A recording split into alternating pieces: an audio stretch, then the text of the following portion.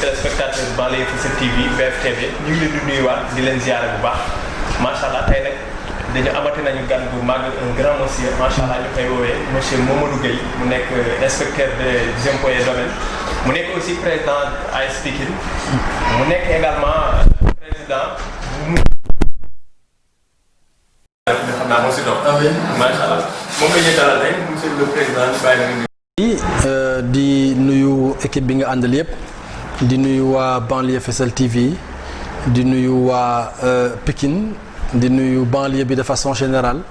di nuyu waa Sénégal yëpp tey ñaan waxtaan bi tey jii nekk waxtaan bu am njëriñ ci askan bi nekk waxtaan boo xam ne aussi buñ si jógee dina.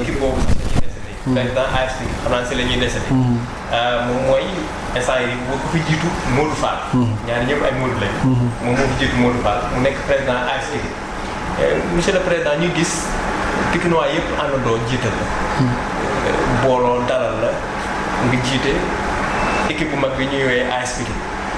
ñu la si félicité d'abord mais ku ne xam ne ni équipe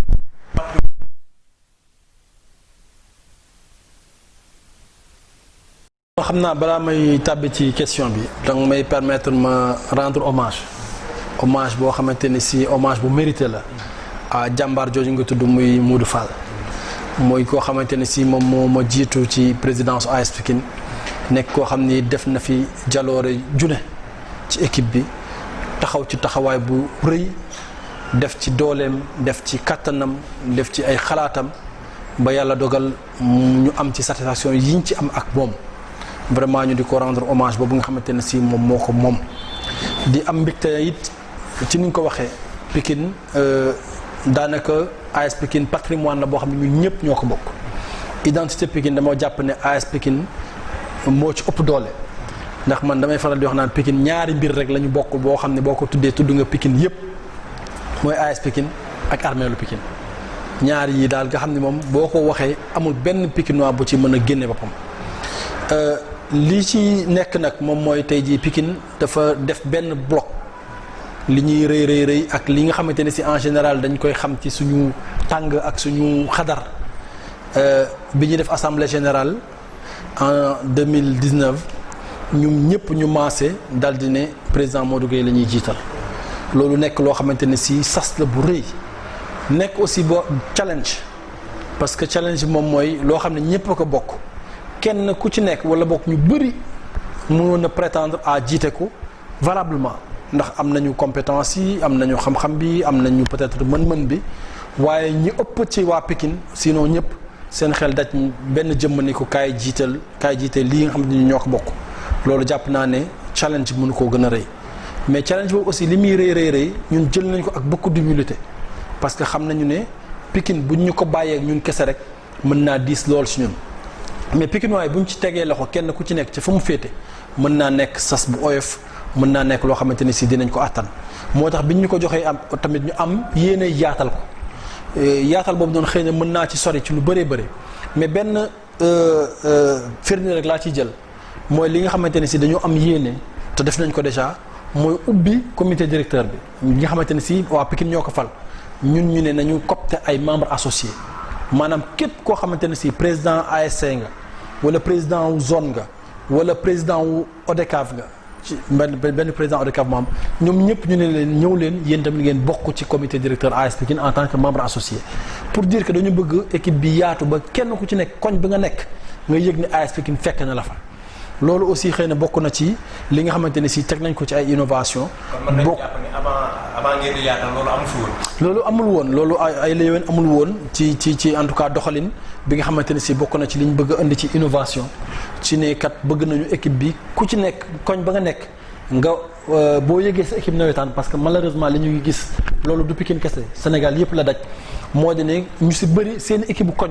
équipe bu nawetaan bi la ñuy gën a yëkk équipe bu championnat bi Pikine donte am na benn base affective naturelle mais loolu aussi dal nañu moo di ne am na ñu bëri ñoo xamante ne si seen équipe nawetaan la ñu gën a yëpp que seen équipe bi ñu bokk mooy équipe AS Pikine bi tax na moo tax ñu ne nañ dem kon fekk ji waa nawetaan boole leen ci biir beneen aussi sabab bi mooy gis nañu ne AS Pikine tey jii nii ossature bi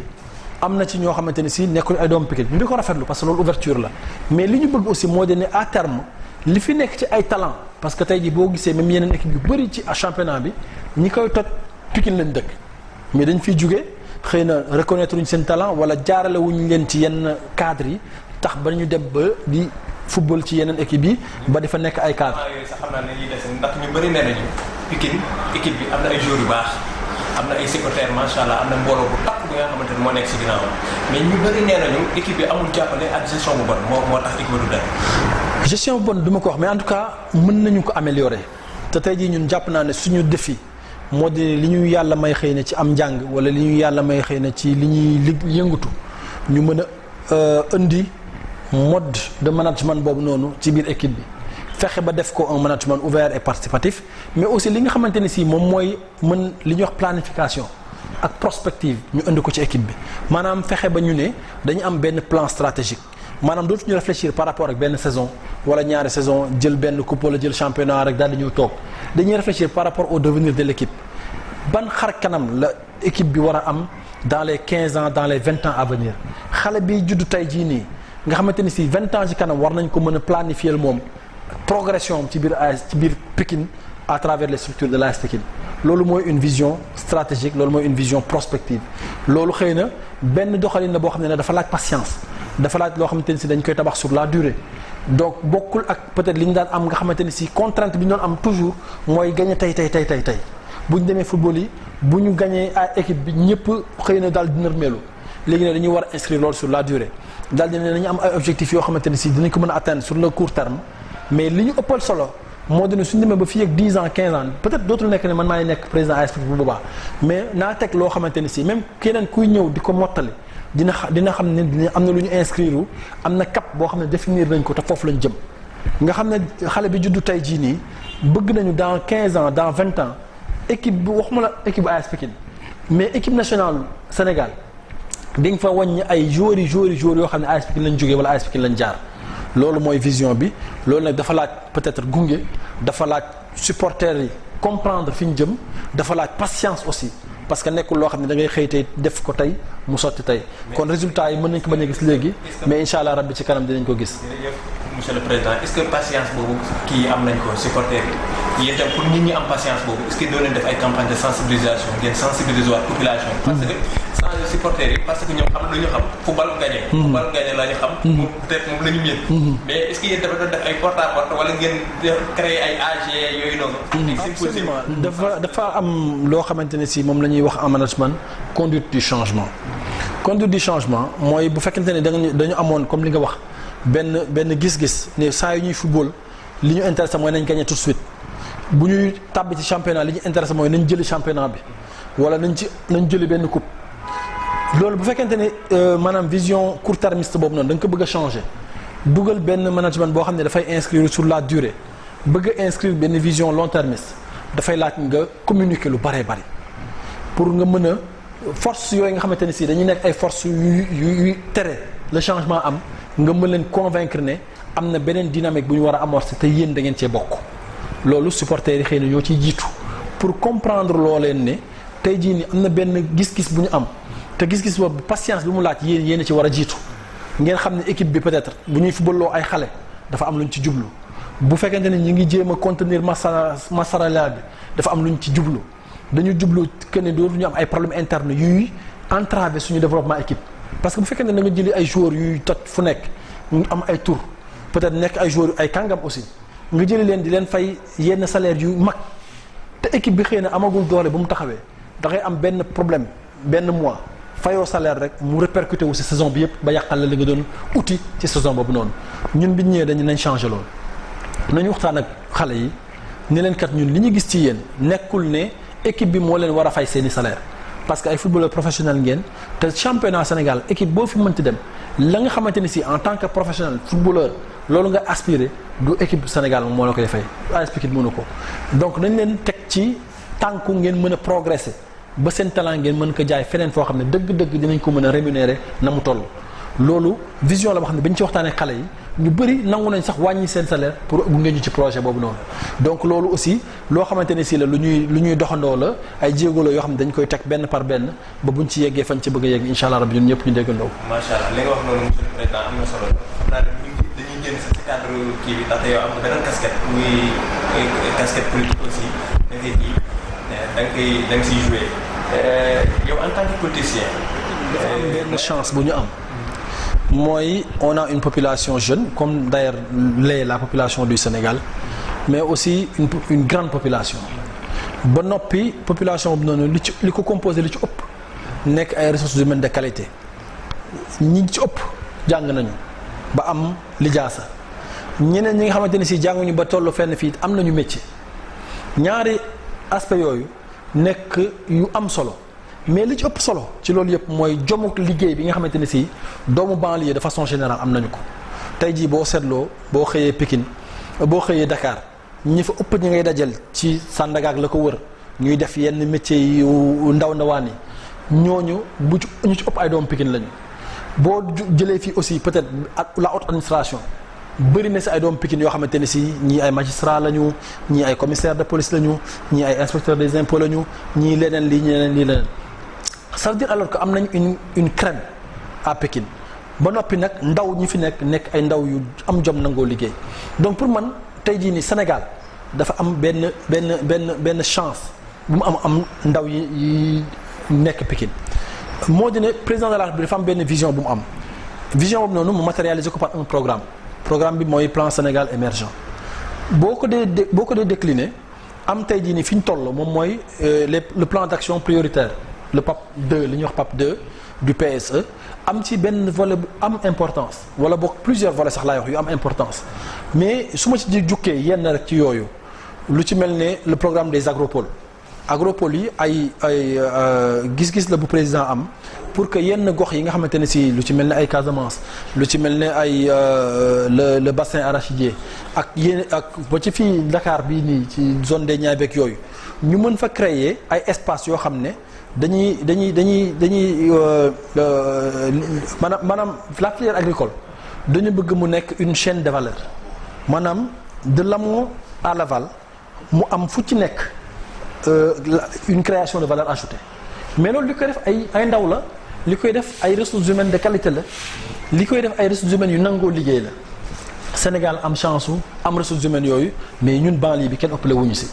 pour jël exemple boobu rek pour wax ne tey jii ñun chance bi ñu am cette population jeune là c'est une chance pour le Sénégal te loolu mën naa ko décliner ci programme yu bëri yoo xam ne dafa nécessiter ay ndaw yu xarañ nécessiter ay ndaw yu nangoo liggéey nécessiter ay ndaw yoo xamante ne si dañu nangoo jàng nangu aussi mën a parce que tey àdduna fi mu toll nekkatul rek ne da ngay am benn métier rek nii ca ngay dee li maanaam dafay laaj ay compétences yu transversales nga mën aussi di yëngatu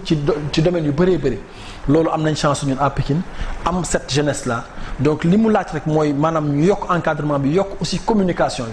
parce que tey jii tout ce que le gouvernement du Sénégal a fait depuis peut-être une quinzaine d'années en termes d'accompagnement des jeunes en termes d'accompagnement pour leur insertion en termes aussi du développement de l'employabilité des jeunes loolu dafa laaj ñu vulgariser ko dafa laaj ñu dugal ko ci quartier yi dugal ci ndaw ñi teg leen ci yoonu mën a ut liggéey yoonu aussi mën a déployer seeni compétences ci ay anam yu bëree te loolu jàpp naa ne Pikine am na ci une grande chance pour le Sénégal boo xam ne fii la war a bàyyeeko ci ñu gis ni comme ni nga ko waxee sànq Pikine dafa am benn ressources humaines bu takk macha allah am ay autorité am des talents pétris de talent mais ak yéen li ngeen bëgg a def yëpp fii amul fu leen jaar yi nga sànq jënd kaaraay nga jógee ñu ngi leen bëgg ay affaire canalisation yooyu xam nga yooyu ak maire yi seen maigre moyen ñoom duñ ko mën il faut que ñu am ay ndombal tànk yu mag si gouvernement bi si bopp nguur bi yéen dañuy gis ne Pikine talent yi mu am autorité yi mu am kenn mënul am benn ndombal tànk si bopp nguur bi mais lan moo xew quoi seen liggéey moo des. wala yéen président moo leen joxul confiance wala yéen seen biir ñoo. non je pense que loolu dafa laaj xëy na benn réflexion bu yaatu mais man li ma ci gëm au fond moo di ne ñun bu ñu booloowee kenn attanuñ Pikine boo jëlee fukki électeurs ci Sénégal benn bi Pikine la dëkk ça c'est une force extraordinaire tey jii nii cette prise de conscience là ne dafa mel ni dafa jékki-jékki rek. mel ni lu commencé di law au sein de la population pikinoise mel ni nit ñi dañuy jékki-jékki rek am lu leen di yee ñoom ñëpp en même temps di wax ne mais yéen est-ce que vous vous rendez compte que vous avez une force politique extraordinaire peut-être que on est une nation et on va le rester inchallah rabbi ad vitam aeternam. Le Sénégal est un et indivisible mais aussi kenn ku ci nekk am nga sañ-sañu ni man bu ma sañoon Sénégal baax fépp baax waaye nag fi ma dëkk ma sañoon mooy gën ñun aussi am nañ sañ-sañu suñu sañoon Sénégal fépp baax mais bu ñu sañoon Pikine mooy gën bu ñu sañoon Sénégal doomam bi gën mooy ñu jiite mais bu ñu sañoon kooku Pikine lay dëkk te am nañ fi nag ay doom yu gën wax dëgg yàlla am nañ fi ay doom yoo xamante ne si des talents vraiment macha allah et je peux en citer vraiment beaucoup ñoo xam ne kenn ku ci nekk wàllu wa nga féete xarañ nga fa yaa ngi fay wane compétence yaa ngi fay wane vraiment talent bu yaatu mais fi mu nekk nii li ci des bu dee am na lu des mooy ñu fédérer ces talents là vraiment ñu xam ne ñun ñëpp li ñu bokk moo ëpp fuuf li ñuy séparer tey Pikine bi ñu bokk mu nekk suñu identité kenn ku ci nekk am fierté di ko fësal maanaam bu ñu ko jiitalee rek leneen loolu noonu mën na maanaam identité remarquable yooyu yëpp mën nañ leen fédérer autour d'un seul projet. mais est-ce que jiital benn nit boobu yomb na ci yéen. non jafewul parce que simplement man li ma gëm moo di ne mën nañu liggéey Sénégal te du nekk forcément président de la République mën nañu liggéey Sénégal te du nekk forcément ministre mën nañu liggéey Sénégal te du nekk forcément directeur général mais en tout état de cause tant que ñi ngi disperser suñuy force tant que ñi ngi tirer dans des sens différents dina jafe pour ñu def quelque chose de grand et quelque chose de grand boobu gëm naa ne ñun ñëpp bëgg nañ ko pour Pikine bëgg nañ ko pour Sénégal kon lu jafe pour que ñu mën a retrouver autour d'un projet après kiy porter projet bi c'est-à-dire que c'est pas important du moment que ñun ñëpp approprié wu nañu projet boobu noonu après dina jël yóbbu si ñun pour que ñu mën ne nañ jiital Daouda Ndiaye nañ jiital Issakha Diop nañ jiital Amadou Diarra ou nañ jiital Mamadou Gueye ou que nañ jiital keneen parce que bëri nañu fi ñoo xamante ne si mën nañu porter ce projet là donc gëm naa ne man personnellement loolu dinañ fa yegg et jàpp naa ne soreetul xëy na nag am na ci loo xam ne xëy na du jar a fësalagum mais jàpp naa ne balaa moo yàgg dara dina am lu nit ñi di gis mu taxaw pour jëmale Pikine jëmale banlieue bi ca kanam. ok si sa turu parti bi lay ñëw convention citoyenne neneen donc cela veut dire que da nga bëgg a def politique autrement tey am na chance suivre ci terrain bi mais sa discours yow da fu mel da ngay appelé population bi def politique de développement don de soi est-ce que xalaat nga ni population bi dinañ jël loolu parce que ñun suñu population politique doonu leen a tàmm donc xalaat nga am nga espoir pour population bi adopté dañu yàgg di jooytu seeni njiit naxante bi nga xamante ne si bëri na ci ñoom ñoo xamante ne si noonu la ñuy doxalee wàllum politique ñu yàgg ŋàññi doxalinu njiit yooyu ñun nag discours bi ñi nga xamante ne si moom la ñuy def ci population yi mooy c'est bien ñuy ŋàññi nguur bi wala ñi ko jiite wala ñi nga xamante ne si ñoom ñoo nekk di yëngutu ci wàllu politique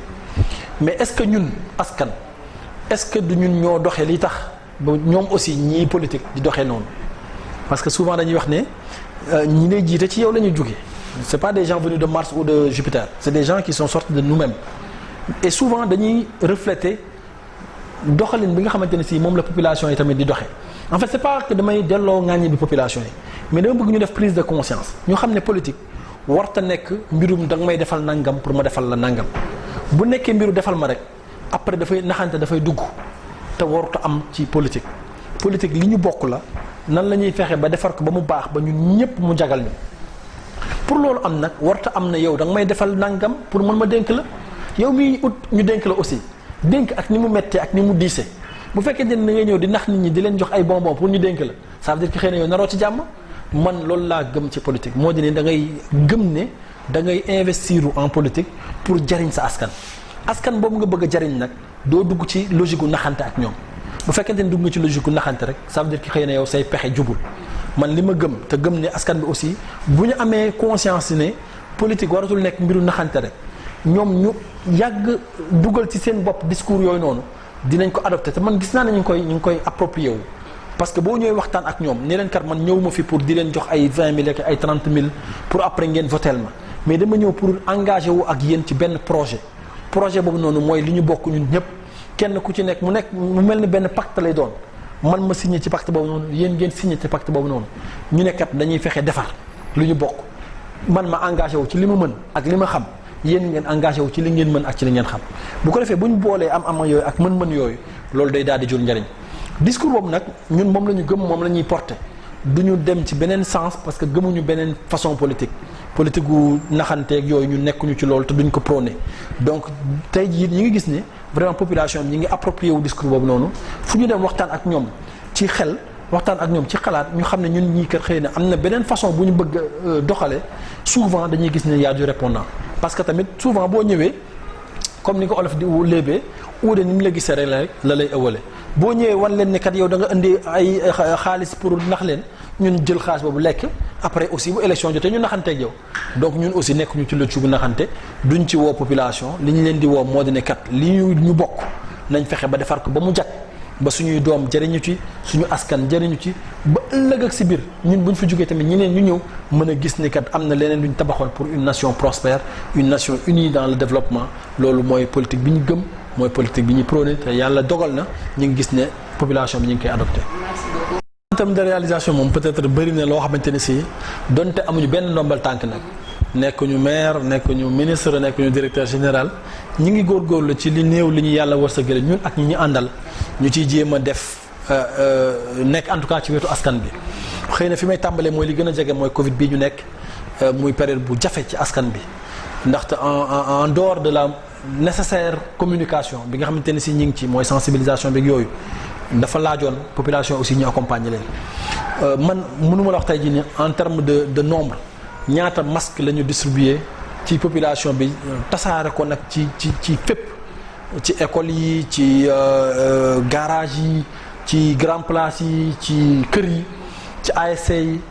mënuma la wax ñaata masque la ñu ay dizaines de milliers de masques la ñu séddale jëmale ko ci askan bi ñu bokk na ci aussi li nga xamante ne si def nañ ko ci mooy jënd ci ay thermoflash ba léegi nii sax dese naa ci sama oto xëy na bu ñu wàccee léegi mën naa la ko wan yoo xam ne séddale nañ ko ci poste de santé yi ci école yi bi ñu ne dañuy reprendre ak yooyu noonu aussi dañ ko defee ci gel yi ak produits yi nga xamante ne si moom moo doon sàmm prévention bi noonu aussi la ñu xamee ne askan bi bi mbas bi ñëwee dafa sonal suñu askan lu bëree bëri parce que suñu askan dafa nekk askan boo xam ne dafa néew doole naka jekk mbas bi ñëw xañ leen seen déplacement lu ci bëree bëri ñu dugg ci benn lu ñuy tuddee semi confinement ñu bëree bëri lu ñu daan def lu ñu daan dem ak dikk mënatuñu ko ñu jël suñuy doole xëy na lañ ci mën préparer 200 kits avant même que gouvernement bi di commencer di distribuer aide alimentaire bi ñun xëy na jiitu nañ ko ci wàllu woowu identifié nañ fi 200 familles yoo xamante ni si famille yu néew doole lañu ñu defar ay kits alimentaires yóbbul leen ko ci sutura jox leen ko pour ñu dimbali ko lu jiitu loolu nag xëy na bëri na lu ñu yëngatu peut-être wàllu éducation parce que man loolu mooy li nga xam ne mooy sama mën naa ne sama lépp ci éducation laa ko jëmale parce que damaa xam ne mooy liy tax ba suba suñuy doom ñu mën leen a séen fu bëri te ñu fu sori fu yaatu loolu moo tax ba ñun éducation mooy suñu mën naa ne suñu domaine de prédilection am na fii ma xam ne foofu laa jàngee man école 6 bii nii maa ngi fay tabax benn salle multimédia boo xam ne li ñu fa bëgg mooy xale yi jàng ci xarala yu bees yi ñu mën leen accompagner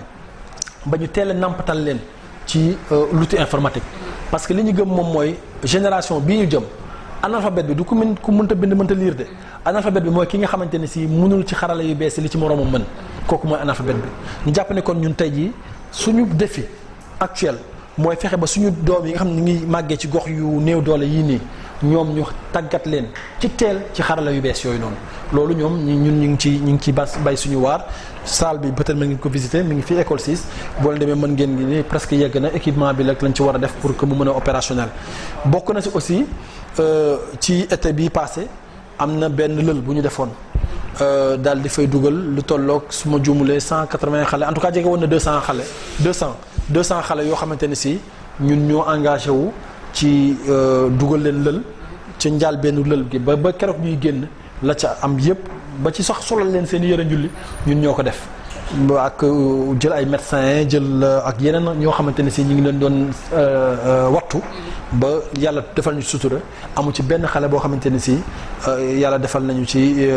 naka su dul noonu lu ñuy mën a déplorer donc loolu ñu di ko sant yàlla bu baax a baax a baax xëy na en termes de réalisation peut-être bëri na waaw vraiment aussi jigéen ñi xëy na bëri na ci loo xamante ne si ñi ngi koy def à chaque fois peut-être gis ngeen tey ji nii groupement yu bëree bëri xëy na présidente des femmes moom sax mënul lim nombre de groupements yi nga xam ne accompagné nañ leen teg leen ci yoonu formalisation formation financement ñetti effet yooyu dañu gëm ne mooy li nga xam ne mooy war a accompagner les femmes ci loolu la ñuy doxe ak ñoom di leen encadrer pour ñu formaliser seen i groupement bu ñu leen formaliser ba pare ñu former leen jox leen ay métiers ci transformation céréalière ci yenn yu bëree bëri ay ni ñuy defaree saabu ni ñuy defaree ay eau de javel ak yooyu bëri na ci ay teinture ak yooyu bëri na ci ay formation yoo xamante ne si defal nañ ko ay groupement de femmes à travers le Sénégal ak yeneen ak aussi xëy na suñu doole mu néew mu bëri ñu ànd gunge leen ci financement di woote à l'optimisme parce que man damaa gëm ne Sénégal am nañ chance su am tout pour réussir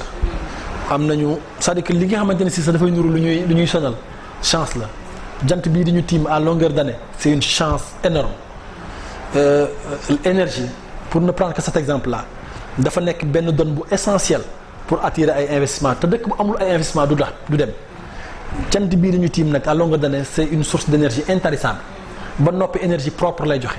donc loolu chance la pour Sénégal suuf si ñu am li ci ëpp tàpp fu bëri boo gasee balaa ngaa sori torop mën a gis ndox c'est une chance extraordinaire pour le Sénégal et donc foofu xëy na damay dugg juste ci jamono ji li nga xamante ne si lëmb na réew mi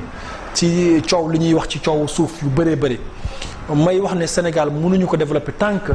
exploiter wuñu suuf si mën ko exploiter de façon extensive ba noppi mën ko exploiter aussi de façon continue mënuñu di bay 4 mois sur 12 bëgg dundee 12 mois ba noppi loolu di joxe développement faw ñi nga xamante ne si am nañu doole pour investir ci suuf si ñu gunge leen mais ñooñu aussi bu ñu noot askan bi nangu seeni suuf ba noppi bàyyi leen ak dara